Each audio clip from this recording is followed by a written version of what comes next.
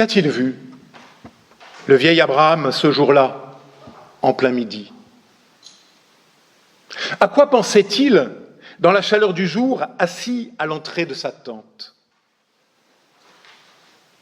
C'est que dans ces régions-là, en plein midi, on ne reste pas dehors.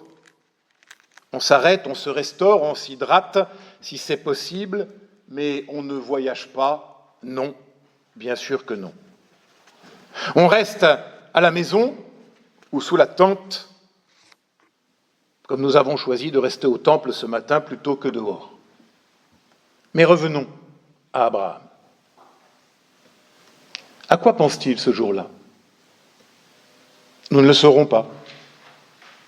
Mais nous sommes en droit d'imaginer que peut-être il s'interroge sur ces promesses de Dieu qui tardent à se réaliser. En effet, résumé des épisodes précédents. En Genèse 12, Dieu appelle Abraham à quitter son pays, le pays de ses pères, pour risquer la grande aventure de la foi. Histoire d'arrachement, car la foi est toujours arrachement de la tyrannie des apparences, des évidences et des habitudes. Notre patriarche s'appelle encore Abram. Alors Abram partit. Plus loin, au chapitre 15, Dieu lui apparaît dans une vision prodigieuse et lui promet une descendance, à lui qui n'a pas pu avoir d'enfant avec sa femme Sarai.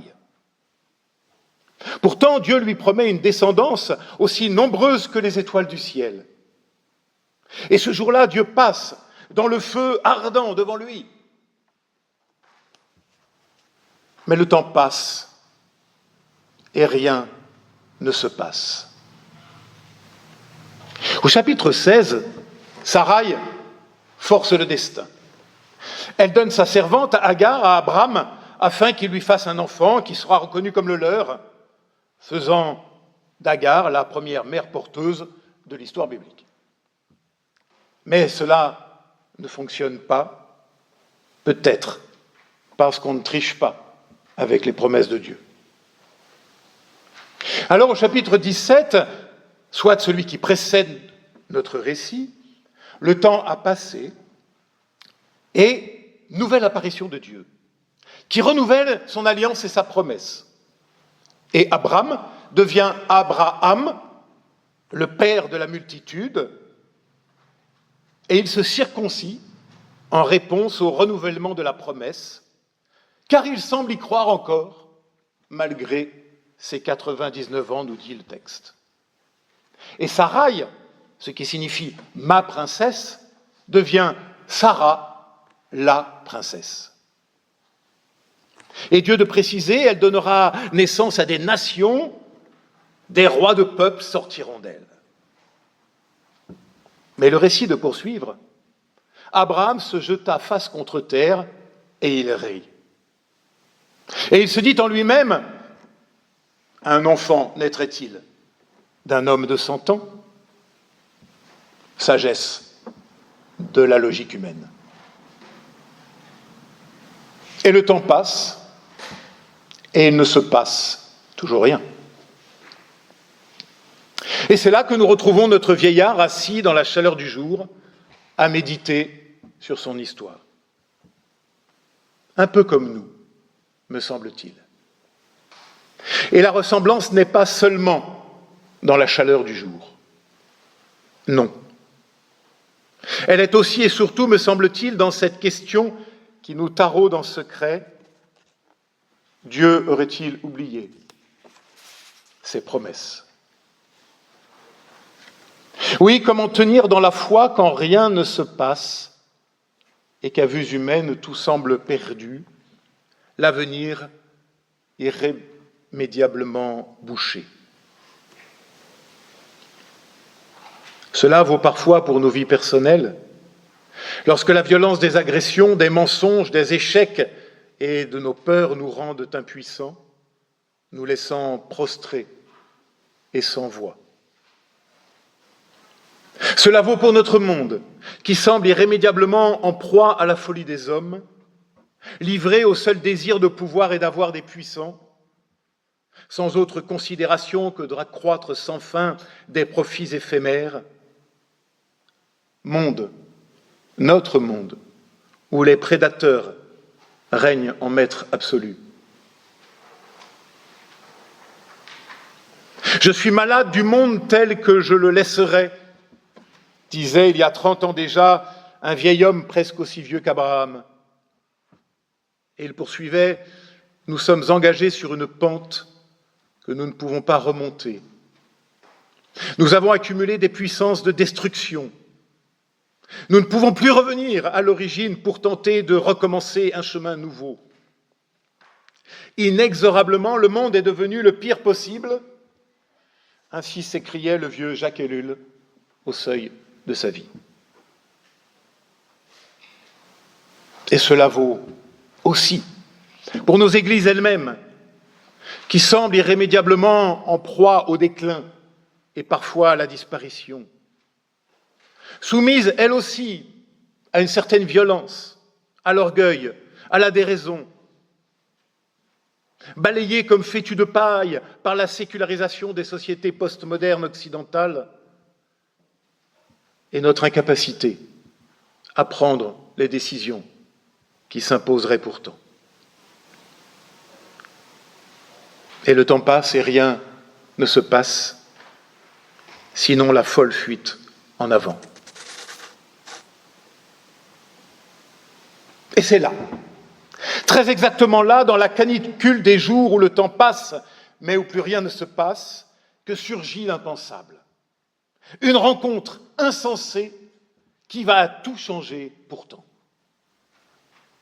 3 hommes marchent dans la chaleur du jour. Cela déjà est incongru.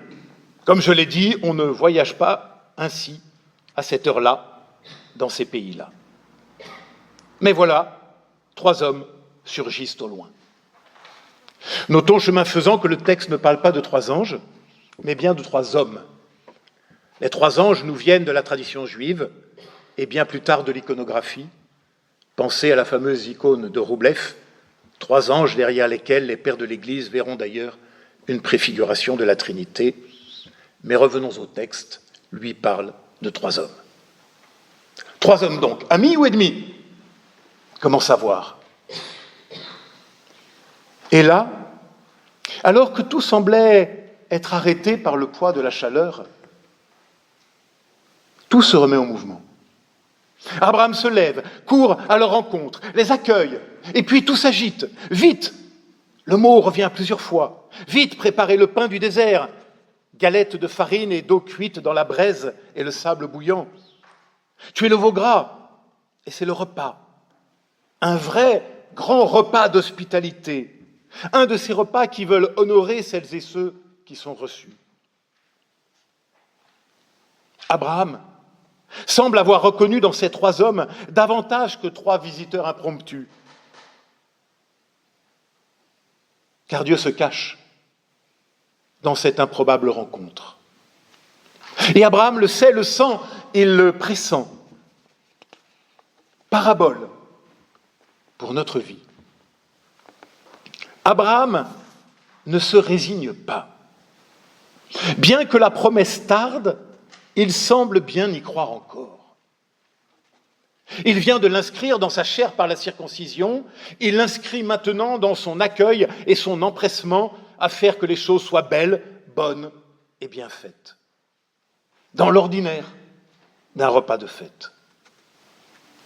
Et si là était une des clés pour nos vies que le récit nous suggère. Qu'y a-t-il à faire lorsqu'il n'y a plus rien à faire? Peut-être un repas de fête. C'est-à-dire un de ces repas où l'autre est mis à l'honneur, où l'autre est attendu et reconnu dans l'humble quotidien d'un repas. Malgré le temps qui passe et que rien ne se passe. Espérant contre toute espérance, dira Paul quelques milliers d'années plus tard. Ma sœur, mon frère, ne voilà-t-il pas notre commune vocation. Ne voilà-t-il pas comment peut-être résister au malheur, en devenant inlassablement des artisans de beauté et de bonté, dans l'humble quotidien de nos cuisines et de nos salles à manger.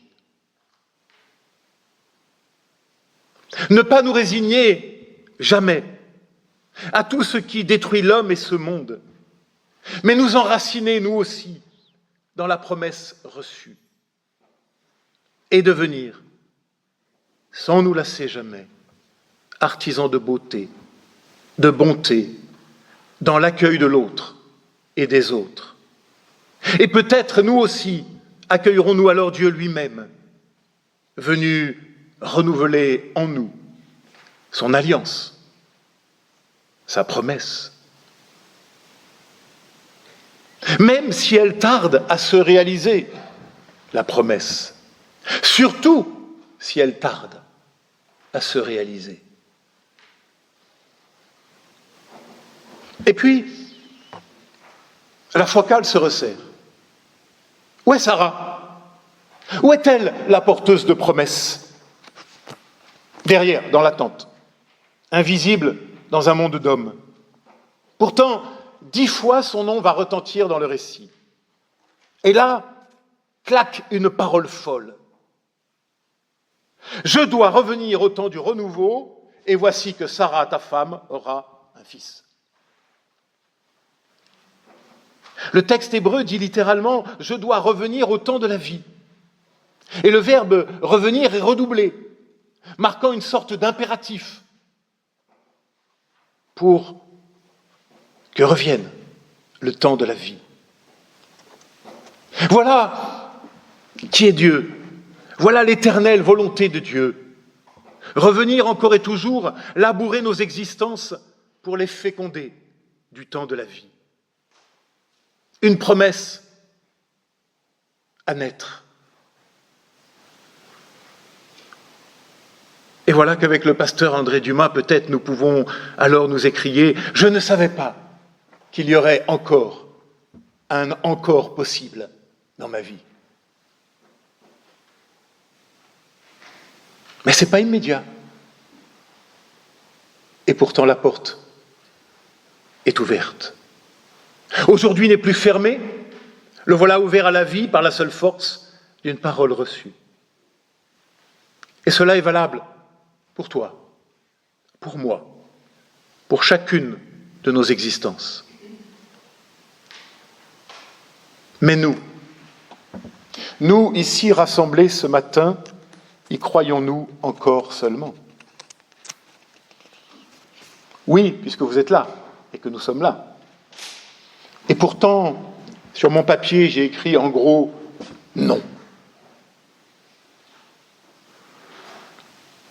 Bien sûr que non. Car nous aussi, nous rions en nous-mêmes. De ce rire de Sarah, rire d'incrédulité, rire de l'immédiateté, rire de la désespérance, rire devant la réalité, mais aussi rire de satiété. Mais qu'importe, parce que ce qui importe, c'est que malgré ce rire, Dieu vient faire l'impossible. Sarah rit, comme au chapitre précédent, Abraham lui-même avait ri, devant la même promesse. Eh bien, qu'importe nos rires. Naîtra pourtant Isaac, l'enfant du rire. C'est ce que signifie son nom, Yitzhak. Cette fois, éclat de rire de Dieu devant nos résignations et nos fatalismes, qu'il vient faire voler en éclats. Et demeure cette incroyable exclamation divine: y a-t-il chose trop prodigieuse pour le Seigneur? Nous pourrions aussi traduire: y a-t-il chose plus étonnante, ou chose plus merveilleuse, ou encore chose plus extraordinaire pour le Seigneur? Le mot hébreu ici employé signifie tout cela à la fois, et notons qu'il apparaît ici pour la première fois dans le texte biblique. Voilà le prodige le miracle de la foi. Malgré nos rires de déni ou de cynisme, malgré ce que nos amis québécois appellent à juste titre la désabusion, le fait d'être désabusé, Dieu vient rouvrir du possible dans l'impossible de nos existences. Car le Dieu auquel nous croyons est le Dieu des choses impossibles. Celui qui vient rendre l'impossible possible. Transformer la peur en vocation, la haine et la rancœur en réconciliation, le rejet de l'autre en accueil empressé. Et cela dans l'humble quotidien de nos vies, de nos repas, de nos cultes. Et j'aime que ce temps de culte culmine dans quelques minutes autour de la table de communion. Que la scène que nous allons célébrer soit vraiment ce temps d'accueil, les uns aux autres, et à Dieu qui vient nous visiter.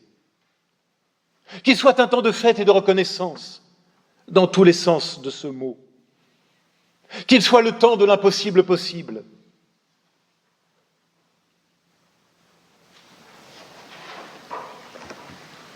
Ma sœur, mon frère, puissent nos existences rester désormais ouvertes à l'accueil de l'imprévu, là où Dieu voyage incognito. Et si parfois le temps passe et que rien ne se passe, puissions-nous, nous aussi, savoir nous asseoir sous les chaînes de Mambré. Puissions-nous, nous aussi, comme Abraham, continuer d'espérer contre toute espérance.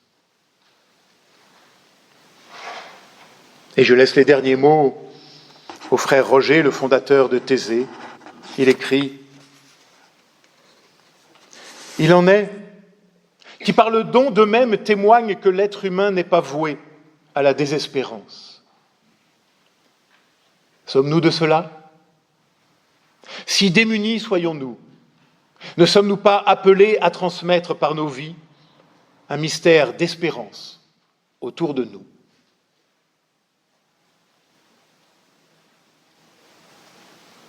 Si démunis soyons-nous, ne sommes-nous pas appelés à transmettre par nos vies un mystère d'espérance autour de nous? Amen.